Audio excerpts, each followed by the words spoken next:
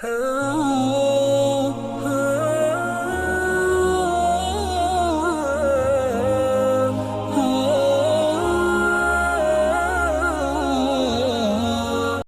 تبارک و تعالی نے کچھ نعمتیں انسان کو ایسی بھی دی ہیں کہ ان کا صحیح استعمال انسان کے لیے دنیا اور آخرت کے لیے فائدہ مند ہے، اور وہیں ان نعمتوں کا غلط استعمال انسان کی دنیا اور آخرت کو برباد کرنے کا سبب بھی بن جاتا ہے۔ اللہ نے زبان عطا کی ہے، زبان کا صحیح استعمال اگر انسان کرے تو اس کے لیے جنت تک پہنچنے کا راستہ ہے۔ پیارے نبی صلی اللہ علیہ وسلم کا فرمان ہے، من یضمن لی ما بین لحییہ وما بین رجلیہ اضمن لہ الجنہ۔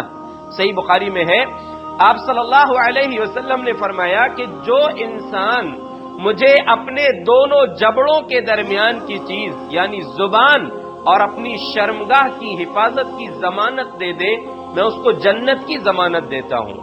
اللہ نے آنکھیں دی ہیں، آنکھوں کا صحیح استعمال اگر انسان کرے تو یہ اس کے لیے نعمت ہے، اللہ کی طرف سے انعام ہے، لیکن انہی زبان کا، آنکھوں کا اور جسم کے ہر اعضاء کا استعمال اگر انسان غلط کرنا شروع کر دے تو یہی انسان کے لیے جو رب کی نعمتیں ہیں، یہ نعمت قیامت کے دن انسان کے لیے نقصان کا، خسارے کا سبب بن جائیں گے، بلکہ انسان کے اعضاء ہی انسان کے خلاف گواہی دیں گے، اور جب اعضاء بولیں گے تو انسان پوچھے گا اپنے اعضاء سے، لما شہدتم علینا، تم نے ہمارے خلاف گواہی کیوں دے دیا؟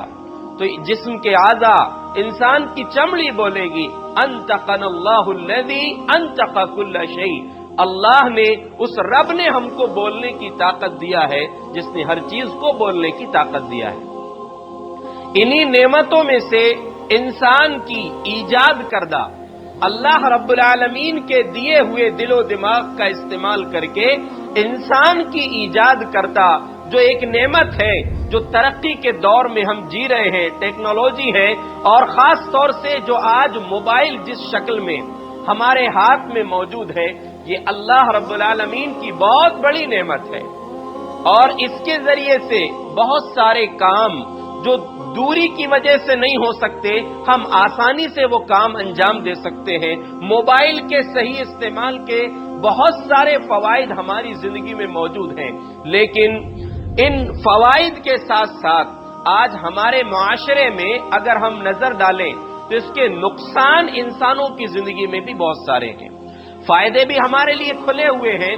اللہ رب العالمین کی یہ نعمت کا استعمال اگر انسان صحیح کرے تو موبائل انسان کے لیے ایک نعمت بھی ہے، لیکن یہی نعمت اگر انسان اس کا استعمال غلط کرنا شروع کر دے تو یہی موبائل جیسی نعمت انسان کے لیے نقصان اور خسارے کا سبب بن جاتی ہے۔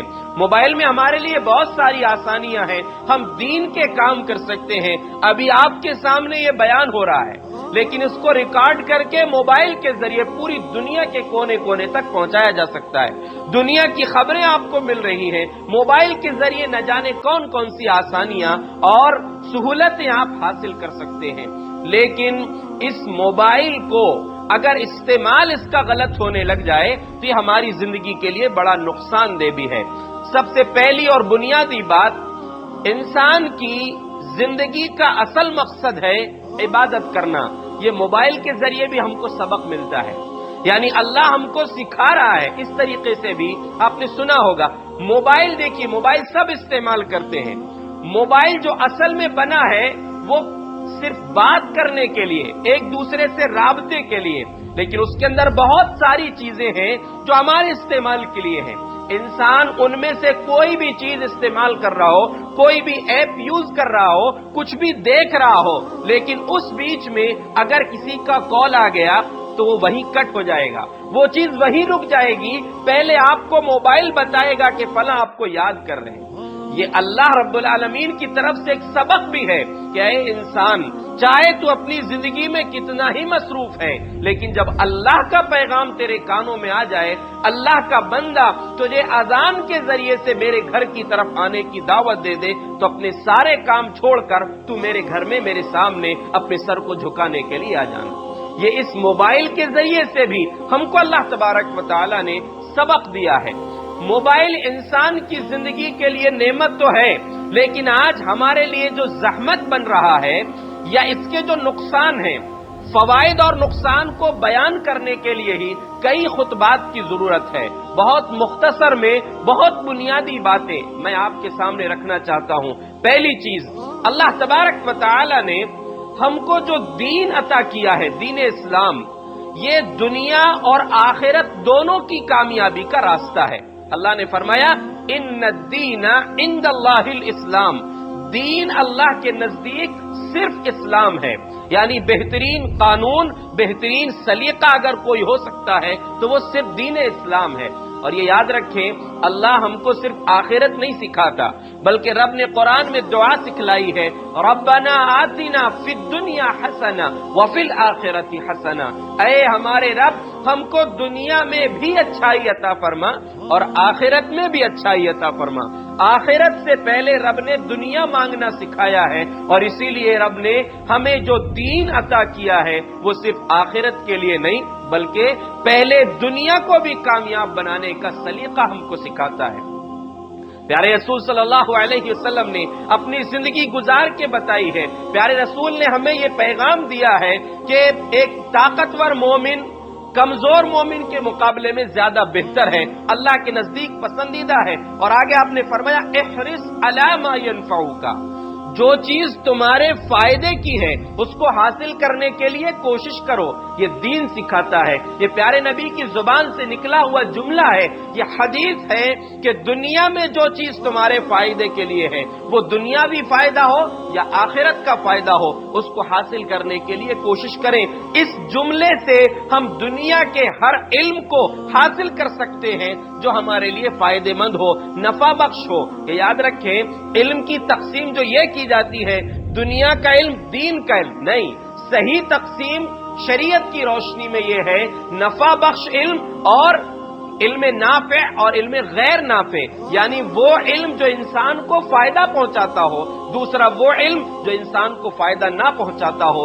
علم غیر نافع سے پیارے نبی نے پناہ مانگی ہے، اور علم نافع کی، نفع بخش علم کی پیارے رسول صلی اللہ علیہ وسلم نے دعا کی ہے۔ تو یہ یاد رکھیں کہ ہمارے لیے اللہ تبارک و تعالیٰ نے جو دین اسلام عطا کیا ہے وہ دنیا اور آخرت دونوں سکھاتا ہے، اور صرف آخرت ہی نہیں، دنیا میں بھی ہم کو تہذیب اللہ تبارک و تعالیٰ نے اسلام کے ذریعے دیا ہے۔ خوشیاں کیسے منانا، غم کیسے منانا، اپنے کام کیسے انجام دینا، یہ ہم کو اسلام نے سکھایا ہے۔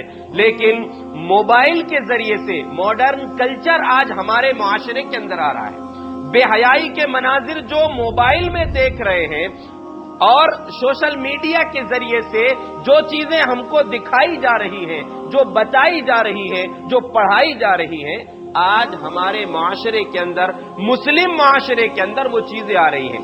لوگوں کے غیروں کے تہوار میں لوگ شریک ہو جاتے ہیں، ان کے اعمال جو ہیں، ان کی خوشیوں کے جو انداز ہیں، اس کو لوگ اپنا لیا کرتے ہیں۔ آج ایک برائی جو ہے مسلم معاشرے کے اندر بہت زیادہ پائی جاتی ہے، اپنے آپ کو دیندار سمجھنے والے، قرآن و حدیث پر عمل کرنے والے سمجھنے والے لوگ بھی اس برائی میں ڈوبے ہیں۔ وہ کون سی ہے؟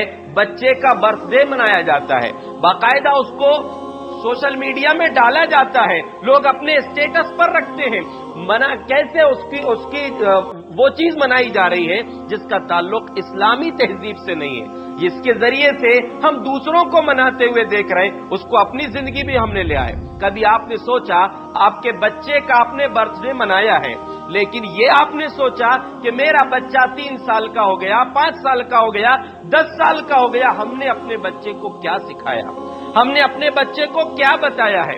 اور لوگ ایک دوسرے کا مقابلہ کرنے کے لیے بہت سارے موقع پر نہ جانے کیا کیا کر بیٹھتے ہیں۔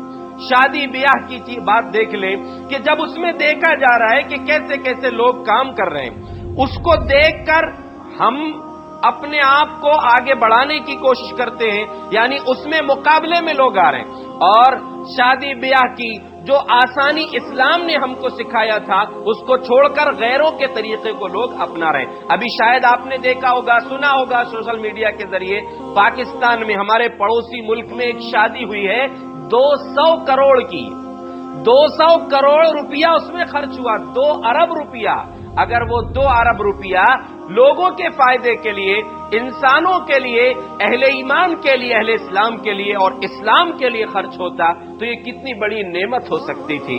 और ऐसा नहीं कि सिर्फ वहां हुआ, हमारे यहां पर भी होता है। हर इंसान अपनी अपनी हैसियत के मुताबिक कभी अपनी चादर से ज्यादा भी टांग फैलाकर लोग ये काम करना चाहते हैं। इस्लाम ने जो तहजीब हमको दिया है, इस्लाम ने निकाह के ताल्लुक से क्या कहा? खैरुन निकाही ऐसरुहु, बेहतरीन निकाह वो है जो आसान हो। लेकिन हम जो है इस्लामी तहजीब को छोड़ रहे हैं और जो दिखाया जा रहा है, मोबाइल के जरिए जो देख रहे हैं हम, उसके तरफ लोग जा रहे हैं। और फिर इसमें बहुत सारे बेहयाई के मनाजिर होते हैं। हम बहुत आसानी से देखिए मोबाइल के जरिए कैसे बेहयाई में दाखिल हो रहे हैं। मोबाइल के जरिए पहले जो गुनाह सोचे भी नहीं जा सकते थे, वो गुनाह मोबाइल के जरिए हो रहे हैं। सबसे पहली चीज उसमें ये याद रखें, बेहयाई के मनाजिर उसमें देखे जाते हैं। हर घर में मोबाइल है, हर एक के हाथ में मोबाइल है, छोटे छोटे बच्चों के हाथ में मोबाइल है और उसके जरिए से बेहयाई लोगों के दरमियान फैल रही है। लेकिन घर के जिम्मेदारों को एहसास नहीं है, माँ बाप को उस बात की फिक्र नहीं है। जबकि सोचिए नबी सल्लल्लाहु अलैहि वसल्लम की बेहयाई के ताल्लुक से क्या फिक्र थी। सही मुस्लिम सुनन इब्न माजा की रिवायत है, उम्मुल मोमिनीन हजरत उम्मे सलमा रज़ी अल्लाहु अन्हा फरमाती हैं, नबी सल्लल्लाहु अलैहि वसल्लम मेरे घर में आए और उस वक्त मेरे घर में एक मुखन्नत बैठा हुआ था। वो उनके भाई यानी उम्मे सलमा उम्मुल मोमिनीन उम्मे सलमा रज़ी अल्लाहु अन्हा के भाई उनसे एक बात कह रहा था जो बेहयाई पर मबनी थी। कैसी बात कह रहा था कि इन फतहल्लाहु अलैकुम गदन अत्ताइफा फ़अलैकुम बिइब्नती गैलान। क्या अब्दुल्ला, अगर कल अल्लाह ने तुमको या मुस्तकबिल में तुमको अल्लाह तबारक व तआला ने ताइफ में फतह दे दिया, ताइफ तुम लोग जीत गए, फ़अलैकुम बिइब्नती गैलान, तो गैलान की बेटी को देख लेना। गैलान की बेटी को देखना, उसकी कैफियत उसने बताया, उसकी जिस्मानी कैफियत को उसके बयान किया और कहा कि उसकी बेटी पर नजर रखना। अल्लाह के रसूल सल्लल्लाहु अलैहि वसल्लम ने जैसे उसका ये जुमला सुना तो प्यारे रसूल ने फरमाया, ला यदखुलन्ना हाउलाई अलैकुन्ना, अपने घर की खवातीन से, यानी जो वहां पर औरतें मौजूद थी, वहां उम्मे सलमा तो थी ही रज़ी अल्लाहु अन्हा, आपने फरमाया कि ऐसे लोग तुम्हारे घरों में हरगिज दाखिल ना हो। यानी जिसने सिर्फ एक बात कही थी बेहयाई पर मबनी, छोटी सी एक बात कही थी, आज के सोच के हिसाब से मैं कह रहा हूं कि छोटी सी एक बात कही थी आज की सोच के हिसाब से, लेकिन प्यारे नबी ने क्या फरमाया, ला यदखुलन्ना, ला यदखुल नहीं कहा, बल्कि उसमें ताकीद का जो नून अरबी ग्रामर के हिसाब से जो आखिर में जो नून है वो ताकीद के लिए, हरगिज ऐसे लोग तुम्हारे घरों में दाखिल ना हो। यानी प्यारे रसूल ने बिल्कुल ये पसंद नहीं किया कि ऐसी कोई बात हमारे घर में हो, औरतों के सामने ऐसी बात आए। लेकिन आज अगर आप देखें तो आज के दौर के जो बातें, जो काम, जो वीडियोस दिखाए और देखे जा रहे हैं मोबाइल के जरिए, उनके सामने तो इस जुमले की कोई हैसियत ही नहीं है जो उसने कहा था। लेकिन उसके बावजूद हमारे माशरे के अंदर इसकी कोई फिक्र नहीं है। याद रखें, अल्लाह के रसूल अल्लाह तबारक व तआला ने कुरान करीम में ऐसे लोगों के लिए एक बात कही है जो अपने घर के अंदर बेहयाई को फैलता हुआ देखते हैं लेकिन उनको कोई एहसास नहीं होता। अल्लाह के रसूल सल्लल्लाहु अलैहि वसल्लम की सबसे चहीती बीवी उम्मुल मोमिनीन आयशा सिद्दीका रज़ी अल्लाहु अन्हा पर मुनाफिकों ने इल्जाम लगा दिया था। उस मौके पर जो आयात नाजिल हुई थी, उन मुनाफिकों को अल्लाह तबारक व तआला ने उनको पैगाम दिया था, उनके बारे में जो बात कही थी और उस वक्त कहा था, इन्नल्लज़ीना युहिब्बूना अन तशीअल फाहिशतु फिल्लज़ीना आमनू लहुम अज़ाबुन अलीमुन फिद दुनिया वल आखिरह, कि जो लोग ये पसंद करते हैं कि अहले ईमान के बीच में बेहयाई को फैला दें।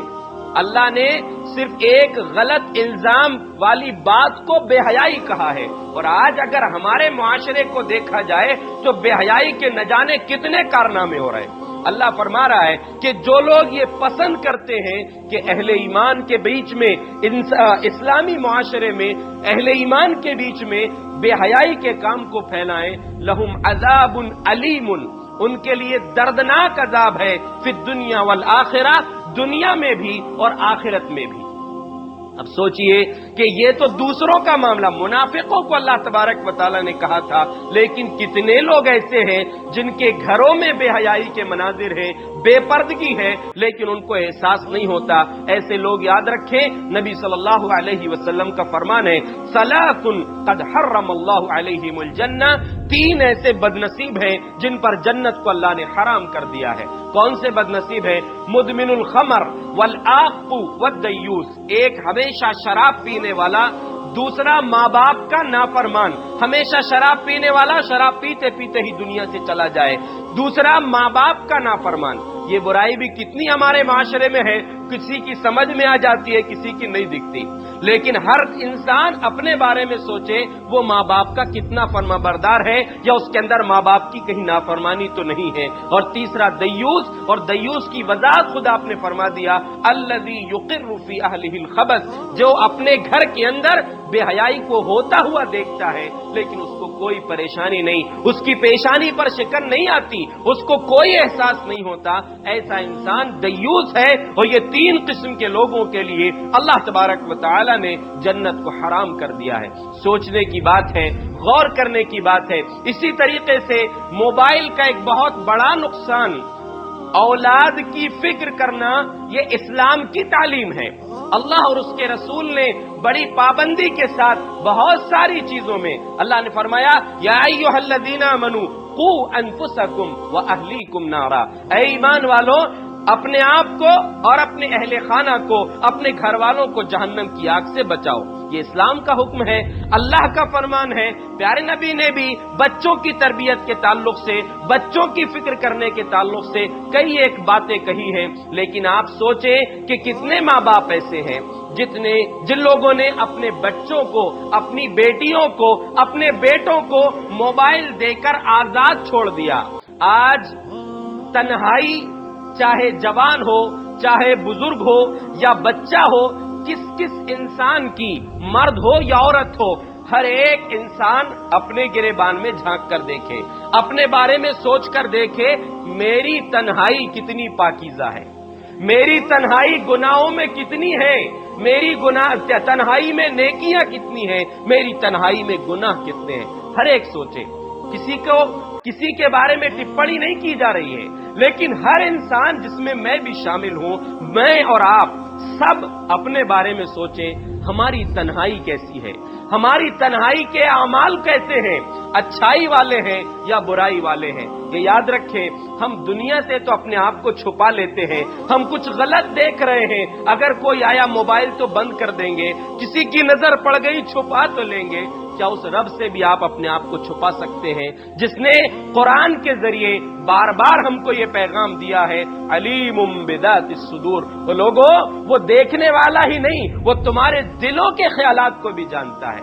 تم بولو گے بعد میں، تم انجام بعد میں دو گے، تمہارے دل میں ابھی خیال آیا ہے، اس خیال کو بھی تمہارا رب وہ جانتا ہے۔ یعلم خائنۃ الاعین، وہ آنکھوں کی خیانت کو بھی جانتا ہے۔ وَيَعْلَمُ خَائِنَةَ الْأَعْيُنِ وَمَا تُخْفِي الصُّدُورُ، کتنی پیاری بات رب نے کہی ہے۔ اس دور کی خیانت کچھ ہو سکتی تھی کہ کسی خاتون کو جاتا ہوا لوگ دیکھ لیں، غلط نگاہ سے کسی عورت کو کوئی مرد دیکھ لے، لیکن آج کی نگاہوں کی خیانت، تم نے اپنی نگاہوں کو، میں نے اپنی نگاہوں کو بظاہر تو لوگوں سے بچا کر رکھا ہے، لوگوں کے سامنے میں غلط تو نہیں دیکھ رہا ہوں، لیکن اکیلے میں، تنہائی میں میری نگاہیں کیا دیکھ رہی ہیں؟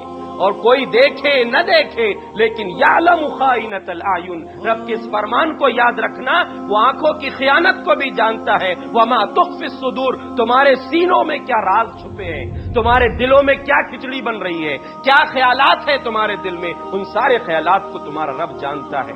اور یہ یاد رکھیں، حضرت لقمان نے اپنے بیٹے کو ایک نصیحت کی تھی، بہت سی نصیحتیں کی ہیں، ان میں سے ایک نصیحت انتہائی قیمتی جو شاید آج کے دور کے لیے بہت ہی اہم ہے۔ انہوں نے کہا تھا یا بنیا انہا ان تکو مثقال حبۃ من خردل فتکن فی السماوات او فتکن فی صخرۃ او فی السماوات او فی الارض یأتی بها اللہ ان اللہ لطیف خبیر۔ اے میرے بیٹے، اے میرے بچے، اس بات کو یاد رکھنا، تمہارا کوئی بھی عمل چاہے وہ رائی کے دانے کے برابر ہو. قرآن کہہ رہا ہے حضرت لقمان کی نصیحت کہ اگر وہ رائی کے دانے کے برابر بھی تمہارا عمل ہو فَتَكُنْ فِي صَخْرَةٍ کسی چٹان میں جا کر تم نے پکنک کے نام سے کہیں گئے تھے, تم گھومنے کے نام سے کہیں گئے تھے, اپنے شہر سے باہر گئے تھے, اپنے ملک سے باہر گئے تھے, اور کسی جگہ جا کر تم نے کسی چٹان کی آڑ میں کسی تاریکی میں جا کر کوئی کام کیا تھا,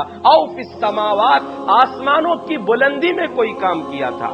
اس دور میں جب قرآن نازل ہوا آسمان کی بلندی پر اڑنا انسان کی سوچ سے باہر تھا, لیکن آج کے دور میں انسان نے وہ ترقی بھی کر لیا کہ آسمان کی بلندی پر انسان اڑ رہا ہے اور اڑتے ہوئے بھی وہ گناہ کر سکتا ہے. ہوائی جہاز کے سفر کے دوران وہ غلطیاں کر سکتا ہے, غلط دیکھ سکتا ہے, غلط بول سکتا ہے, غلط کر سکتا ہے. او فی الارض یا پوری زمین کے کسی کونے میں بیٹا تم نے وہ کام کیے ہو, یأتی بہ اللہ, اے میرے بیٹے یاد رکھنا قیامت کے دن اللہ رب العالمین تمہارے اس رائی کے دانے کے برابر کیے ہوئے عمل کو بھی تمہارے سامنے پیش کر دے گا.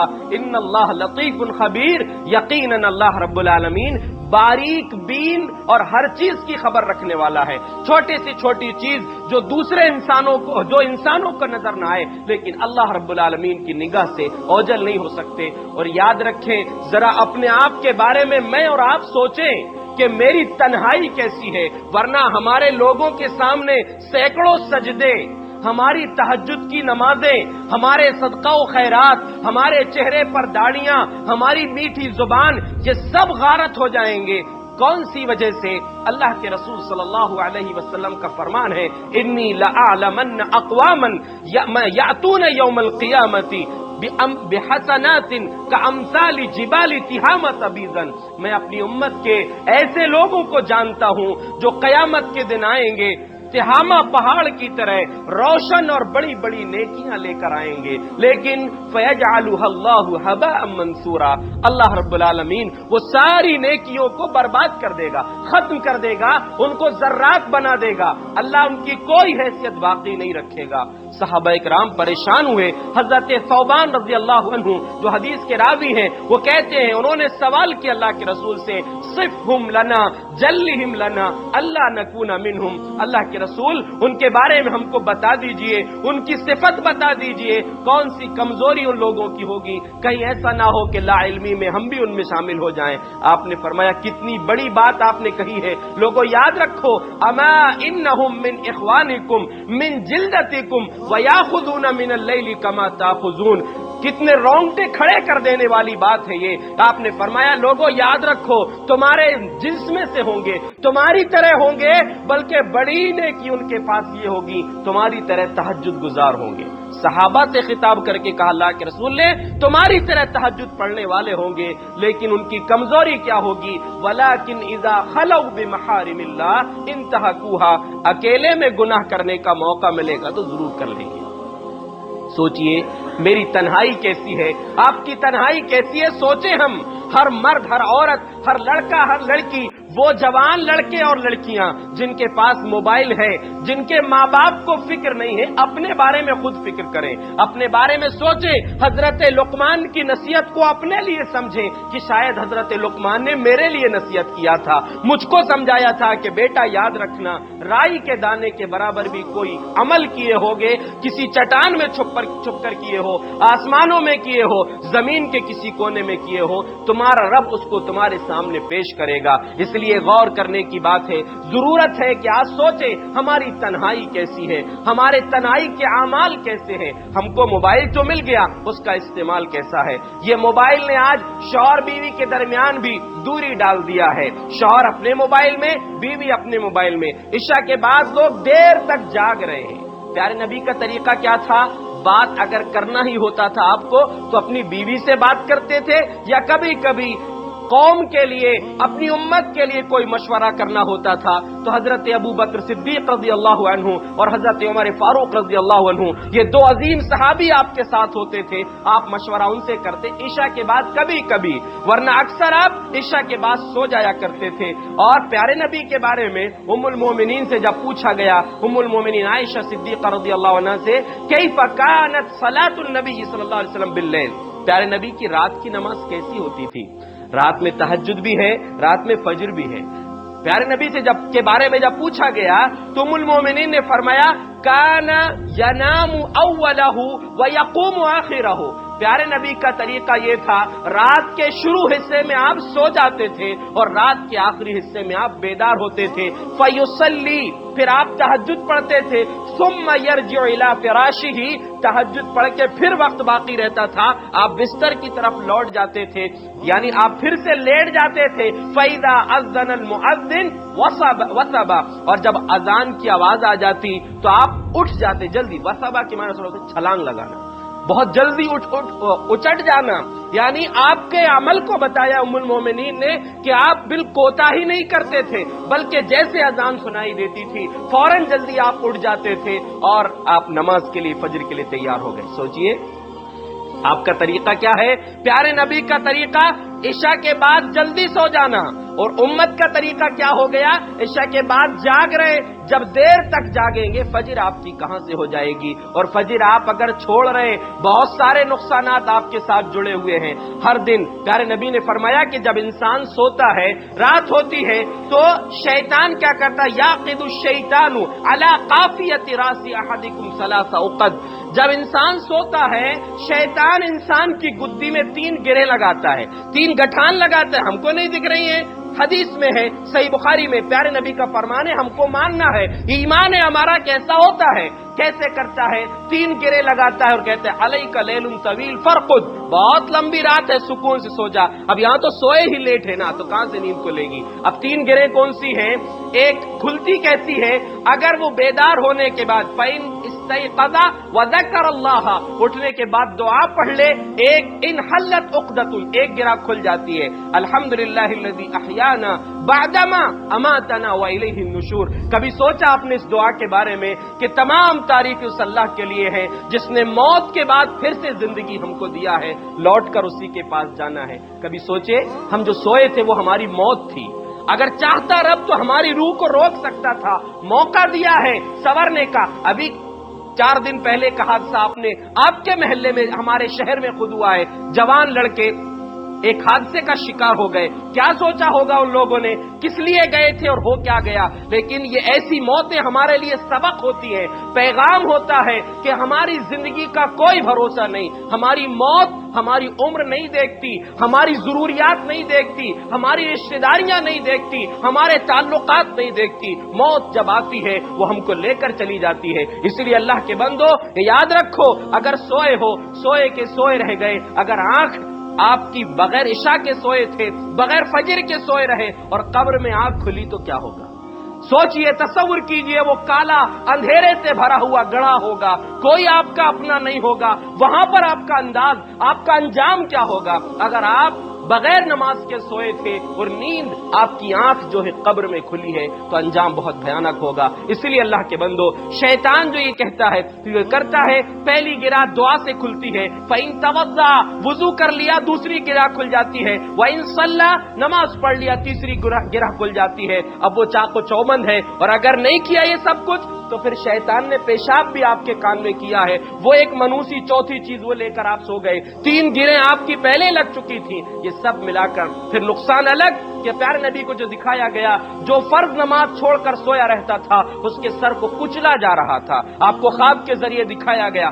اب سوچئے، ذرا دیوار پر سر مار کے دیکھیں، ایک بار ٹکر لگا کر دیکھیں کتنی تکلیف ہوتی ہے، سر کچلا جا رہا تھا۔ پوچھا یہ کون ہے؟ کانا ینام عن الصلاۃ المکتوبہ، فرض نماز چھوڑ کر سویا رہتا تھا۔ یہ ہمارے حال کیسے ہیں؟ اس میں بہت بڑا دخل موبائل کا ہے، دیر تک آن لائن ہے، فیس بک میں ہے، یوٹیوب میں دیکھ رہے، کیا کیا کر رہے ہیں، سب چیز رات میں دیر رات ہوتی ہے، لوگ کیا کیا دیکھ رہے ہیں۔ آپ کی تنہائی کی فکر آپ کیجئے، بہت اہم سبق یہ ہے، آپ کی تنہائی کیسی ہے آپ سوچیں اور آپ کا رب سوچے۔ اگر آپ کو کوئی دیکھے نہ دیکھے، آپ کا رب آپ کو دیکھ رہا ہے۔ آپ موبائل تو بار بار دیکھتے ہیں، قرآن آپ نے کب سے نہیں دیکھا؟ اگر ابھی صرف ہم یہیں پر سوچ لیں، دیکھ لیں کتنے لوگ ایسے ہوں گے جنہوں نے کئی دنوں سے قرآن نہیں پڑھا۔ اور امت کا ایک المیہ یہ ہے کہ جو کتاب سے ہمارا ڈائریکٹ تعلق اللہ سے ہے، وہ کتاب بہت سے مسلمانوں کو پڑھنا بھی نہیں آتا۔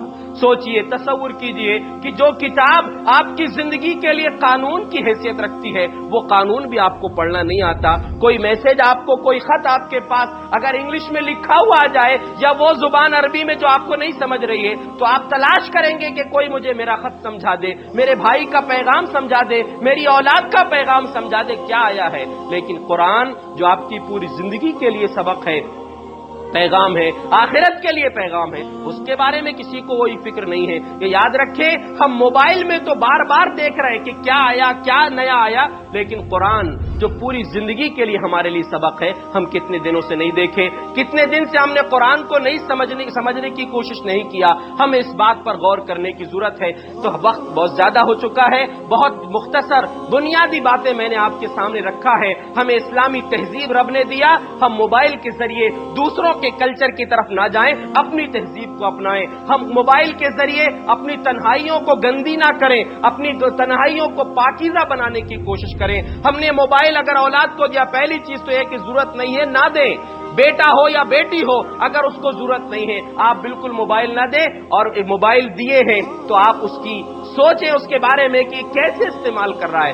آپ کو اس کے بارے میں فکر کرنا پڑے گا، ورنہ آپ بھی اللہ کی یہاں آپ بھی مواخذے کے لائق ہوں گے، آپ کی بھی پکڑ ہو سکتی ہے. کیونکہ اللہ نے یہ کہا ہے کہ اپنے آپ کو اور اپنے اہل ویال کو جہنم کی آگ سے بچاؤ، اور اپنی تمام چیزیں جو قرآن موبائل کے ذریعے سے جو صحیح استعمال ہو سکتا ہے ویسے استعمال کریں، اور غلط چیز سے، ہر برائی سے اپنے آپ کو بچانے کی کوشش کریں. اللہ رب العالمین سے دعا ہے جو کچھ باتیں میں نے عرض کی ہے اللہ تبارک و تعالی ہمیں ان کو سمجھنے کی اور ان پر عمل کرنے کی توفیق عطا فرمائے. ورنہ یہ یاد رکھیں کہ اس کا انجام بہت برا ہے. قرآن کریم کی ایک آیت میں نے شروع میں پڑھا تھا، سورہ لقمان کی ہی آیت ہے، ان الذین یشترون لہو الحدیث لیضل الناس بغیر علم، کہ جو لوگ لہو الحدیث خریدتے ہیں تاکہ اس کے ذریعے سے لوگوں کو بغیر علم کے بہکا دیں، خود کو بھی معلوم نہیں ہوتا. فلہم عذاب مہین، اللہ نے ان لوگوں کے لیے جو ایسی چیزیں خرید کر گھروں میں لاتے ہیں یا معاشرے میں عام کرتے ہیں جس سے لوگوں کے درمیان بے حیائی پھیل رہی ہے، گمراہی پھیل رہی ہے، ان کے لیے ذلیل و رسوا کر دینے والا عذاب ہے. سوچئے ہم نے اپنے گھر میں موبائل لا دیا، بچوں کو موبائل دے دیا، ان کا تو مسئلہ الگ ہے، ہمارے لیے عذاب مہین کا سبب بن جائے گا. اور ایسے لوگ جب ان کا معاملہ یہ ہوتا ہے، جب اس میں ڈوب جاتے ہیں، اللہ نے اس کے بعد والی آیت میں جو منظر بیان کیا ہے، وَإِذَا تُتْلَى عَلَيْهِ آيَاتُنَا وَلَّى مُسْتَكْبِرًا، یہ اتنا ڈوب چکا بے حیائی کے کاموں میں، جب اس کے سامنے ہماری آیتیں تلاوت کی جاتی ہیں تو ایسا پلٹ کر بھاگتا ہے کأن فی اذنیہ وقرا، جیسے اس کے کانوں میں ڈھکن لگے ہوئے ہیں. سوچئے یعنی انسان جب بے حیائی اور برائی اور گناہ میں ڈوب جاتا ہے تو اللہ کے ذکر سے، اللہ کے قرآن سے اس کا رشتہ کتنا ٹوٹ جاتا ہے. اللہ کے واسطے سوچئے جس موبائل کے ذریعے آپ قرآن سے دور ہو گئے، دین سے دور ہو گئے، اس کو اپنے سے دور کیجئے، اللہ کے قریب آئیے. ورنہ اللہ نے فرمایا فَبَشِّرْهُ بِعَذَابٍ أَلِيمٍ، ایسے انسان کو دردناک عذاب کی خبر سنا دیں. ایک آیت میں ذلت والا عذاب، دوسرے میں دردناک عذاب. ہم کیا سوچتے ہیں، اپنے بارے میں کیا چاہتے ہیں، فیصلہ ہمارے اختیار میں ہے. اللہ ہم سب کو صحیح سمجھ کی توفیق بخشے. اللہ ہم سب کو اپنی اور اپنے اہل و عیال کی حفاظت کی توفیق دے. اللہ ہم سب کو اپنی ذمہ داریوں کو سمجھنے کی توفیق دے. ورنہ اس انداز میں جو پیارے نبی کا فرمان ہے کہ جس کو اللہ نے ما من عبد استرعاہ اللہ رعیتا، جس کو اللہ نے کوئی رعیت ایسے لوگ دیا ہو جس کی نگرانی اس کے ذمہ رکھی ہو، ثم لم یحثها بنصیحۃ، اور ان کی خیر خواہی نہیں کرتا، ان کے بارے میں سوچتا نہیں کہ میری اولاد کہاں جا رہی ہے، کیا کر رہی ہے، لم یجد رائحۃ الجنہ، اس کا انجام یہ ہوگا قیامت کے دن جنت کی خوشبو بھی نہیں ملے. سوچئے بہت بھیانک انجام ہونے والا ہے اگر ہم نے اپنی اور اپنے اہل خانہ کی فکر نہیں کی. اللہ ہم سب کو اپنی فکر کرنے کی توفیق دے، اپنے معاشرے کی فکر کرنے کی توفیق دے، ہم سب کی اصلاح کی ہم کو فکر کرنے کی توفیق دے. اللہ رب العالمین ایمان اور اسلام پر ہمیں زندگی عطا فرمائے اور اسی پر ہمیں خاتمہ نصیب فرمائے. آمین. وآخر دعوانا ان الحمد للہ رب العالمین.